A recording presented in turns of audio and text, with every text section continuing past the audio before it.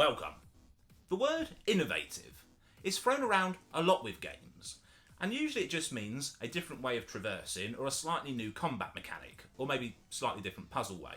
It's very rarely what I would class as truly innovative, rather simply an improvement upon a current system. Which is fine, nothing wrong with that at all. Games obviously need to evolve and keep getting better, it's why we get new hardware.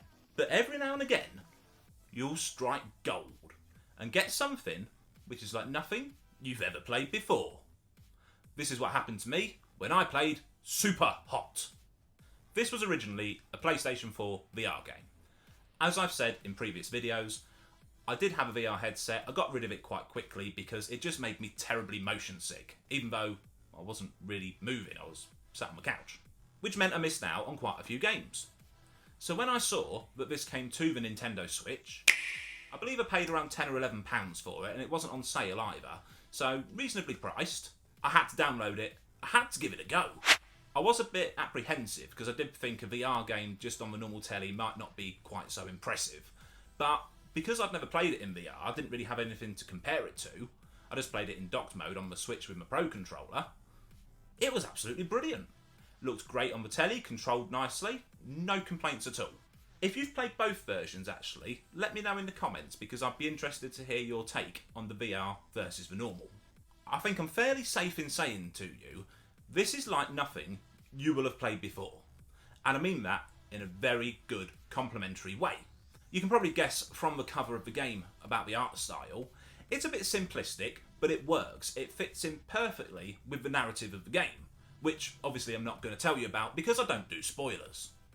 Trust me, it's interesting. And the mechanic, fairly simple, but oh so well executed.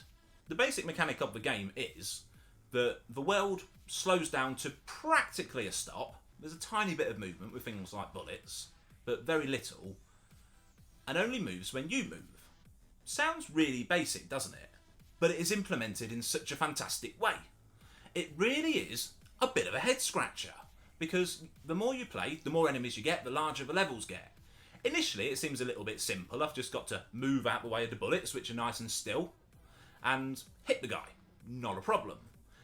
But when you're faced with multiple enemies, a shortage of weapons, because you get melee weapons, however, they do break very easily, they don't have continual use. And with the guns, because you can pick up the enemy's guns as well as find them on the levels, they only have a very small amount of ammunition. It does take a lot of tactical practice, and I really enjoyed that. I didn't mind that I kept having to start again and play a level 3, 4, 5, 6 times to beat it, because I enjoyed trying to puzzle my way out of it and find different ways to get through it. That is the whole appeal of the game. You'll never play through it the same twice. Speaking of, it's rare that you find a game that's got such replayability.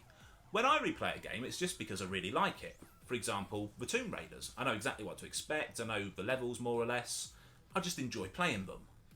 But with this, you really do have a different experience. The first few levels are going to be very samey because they're there as a bit of a training level. Like most modern games, the first level or two is an instructional couple of levels to teach you about the mechanics and how to play it. But once you get past those, you can have some great fun. Even if you know the straightforward way to conquer the level, you don't have to take it. Why not take a bit of a curve and just enjoy yourself and see how much fun you can have with these giant orange enemies? And it's a good thing it does, because the one little gripe I have with this game is it's short. I think I completed it in around 3.5 hours, give or take. Not a long game by any stretch of the imagination. It is one you can sit down and get through in a single sitting. And that's not a bad thing. I don't dislike games like that. Sometimes it can be a lot of fun, and it can be the appeal of the game. But the price tag needs to reflect it. Obviously, at 10 or 11 quid for a really unique, fun experience, which I'm going to replay, I didn't have a problem paying that on the eShop at all.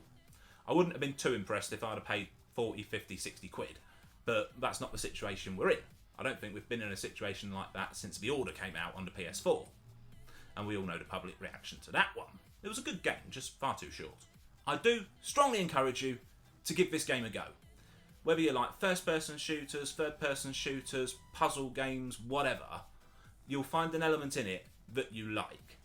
And it really is a game like something you've never played before, and unless they make a sequel, may never play again. Thank you very much for your time. I'll see you soon. Ta-da!